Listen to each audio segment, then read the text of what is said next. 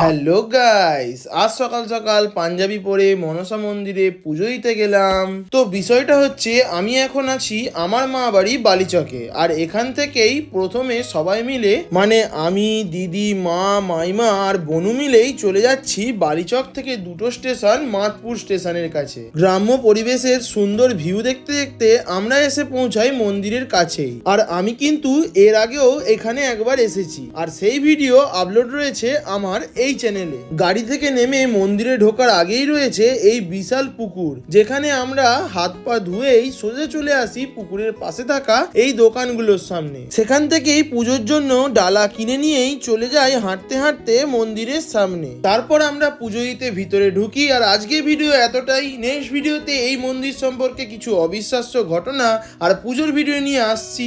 ততক্ষণ পর্যন্ত তোমরা চ্যানেলটাকে সাবস্ক্রাইব করো। চলো, বাই।